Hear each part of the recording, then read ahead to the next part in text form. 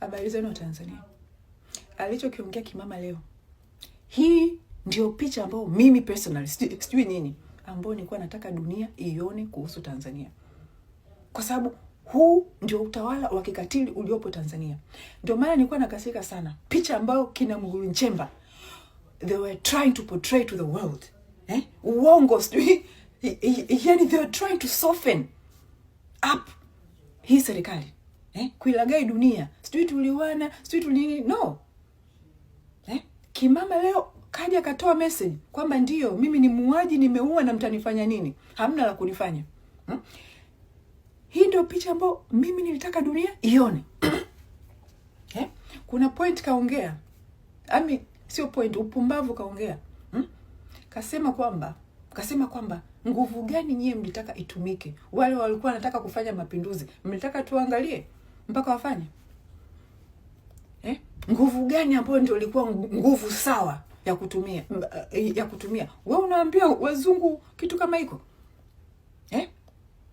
Wewe unadhani wale hawaja experience? Mimi mwenyewe hapa Marekani nimesha experience, nimeshaona riots hapa Marekani.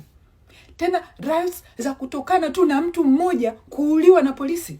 Wa Marekani walichoma hapa vitu kuhusu issue nani yule George Floyd. Walichoma maduka hapa, walichoma majengo hapa. Kulikuwa kuna moto, kuna states huko moto mtupu. Serikali haikwenda kupiga risasi raia. Marekani ni nchi yenye silaha kubwa dunia nzima, jeshi lenye silaha dunia nzima. Mbona hawakwenda kuwamaliza pale wananchi kwa kuchoma vitu? Kwa sababu that's not how you deal. Kwa sababu serikali ilielewa imekosea. Na ilielewa hasira za wananchi. Sisemi kwamba kuchoma vitu kufanya nini ni kitu legal. Lakini nasema imesha happen nchi ngapi? Mbona hawakupigwa risasi? Nepal ilikuwa ni moto mtupu pale. Mbona serikali haikwenda kupiga risasi watu pale? Mbona hawakwenda? Nchi ngapi imefanyika maandamano wanachoma vitu? Mbona wananchi hawakwenda kumwagiwa risasi na serikali? Wewe unajaribu kunormalize kwenda kuua watu kwa sababu wamechoma vitu. Alafu yani kwamba watu waelewe. Hakuna atakaye kuelewa. Watakuwa kuelewa wewe kwa ulichokifanya ni wauaji wenzio na machawa wako. Hakuna Mtanzania mwenye akili timamu ataelewa hiko kitu. Yale maandamano ya Tanzania yalikuwa yana njia mbili ya kumalizika. Zilikuwa ni njia mbili tu ya kumaliza yale maandamano. Yalikuwa njia mbili. Njia ya kwanza ilikuwa ni wewe kujiuzulu. Ungejiuzulu, yani maandamano pale yangeisha. Kila mtu angetulia. Njia ya pili ndio ilikuwa ni hiyo, wewe kuua watu. Njia haramu. Ukachoose kuua watu. Ukafanya conscious decision kwamba uue watu kuliko wewe kuachia nchi. Unasema walitaka kufanya mapinduzi. Unasema eti mwacheni mtu amalize muda wake. Ndugu yangu, Watanzania wamepitia mateso for 4 years. Wamepitia utekaji.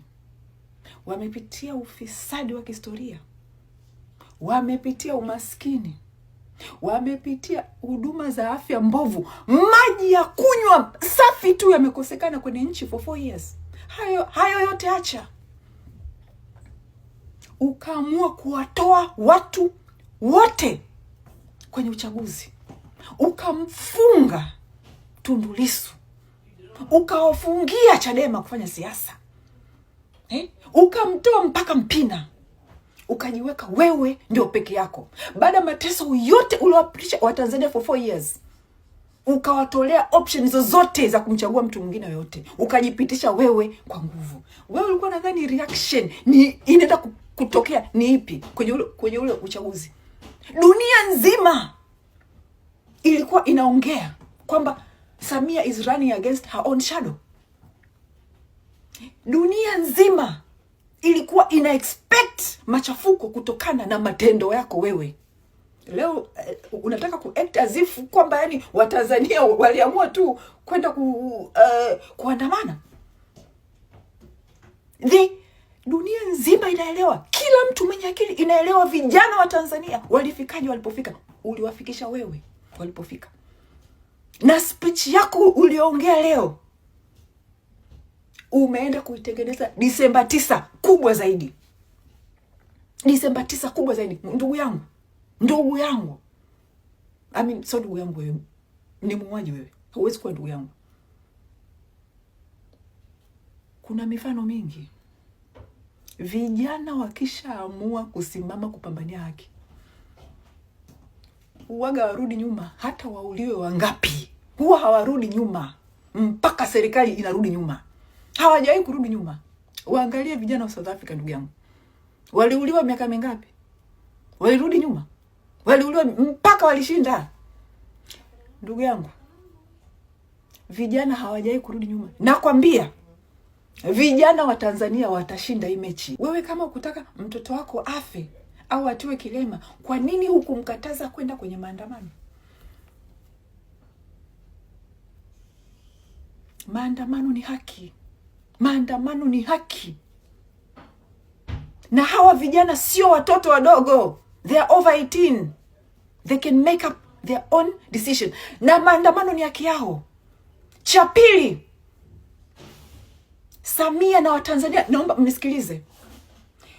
Asilimia kubwa ya watu waliokufa kwenye yale maandamano sio Watanzania walikuwa barabarani kwenye maandamano.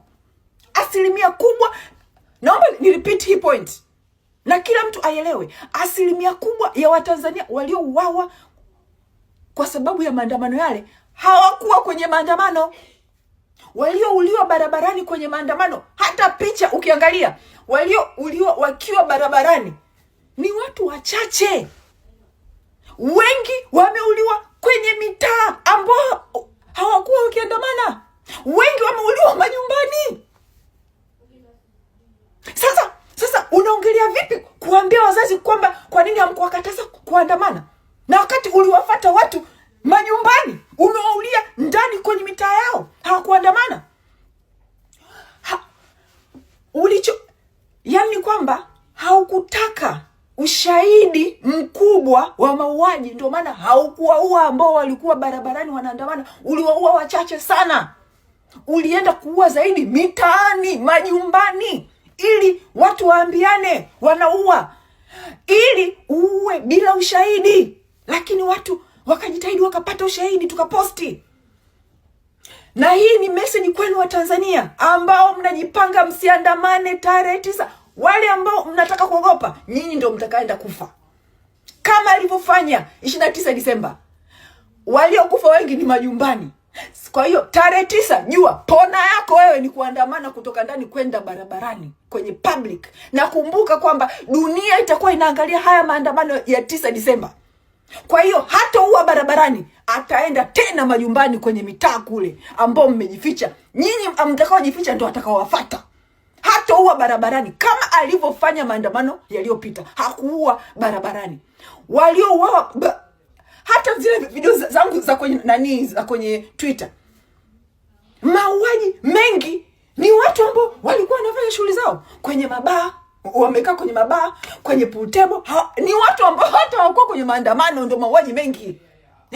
Mtu yuko kwenye duka, yani hakuna hata maandamano. Wale ambao walikuwa barabarani kabisa wanaandamana, unahesabu. Kwa hiyo Watanzania, tarehe 9 tokeni. Tarehe 9 Disemba, Watanzania, pona yako wewe, kujiokoa wewe, toka ndani, ingia barabarani. Ukijifungia, yani hata huko vijijini, hata useme utakimbia uende vijijini. Kule vijijini kule Mbeya, sijui Mbalali, wapi Mbeya kule ndani walikuwa wanafuata. Yani watu huko ndani wanaenda kuwa. Yani walichokuwa wanataka ni message sambaye. Jamani wanaua, tusiandamane, wanaua hivyo. Kwa hiyo tarehe 9 Disemba, kila Mtanzania, jamani, hatuwezi kukubali huyu mtu ambaye kwenye nchi. Tarehe 9 Disemba, na nimeona kuna watu leo jamani yani ukaongea nimeumia mpaka nimeishiwa nguvu. Usio muda wa kuishiwa nguvu ndugu zangu. Usio muda wa kuishiwa nguvu vijana wa Tanzania. Usio muda wa kuishiwa nguvu wazee wa Tanzania. Samia leo katangaza vita na wananchi wa Tanzania. Huu sio muda kurudi nyuma, ni muda wa kudai haki. 9 Disemba kila mtu anatoka ndani na bango lake, tunadai haki kwa amani. Atajua yeye kama anaua nchi nzima, anafanya nini, ataua, lakini hakai. Ndio hilo.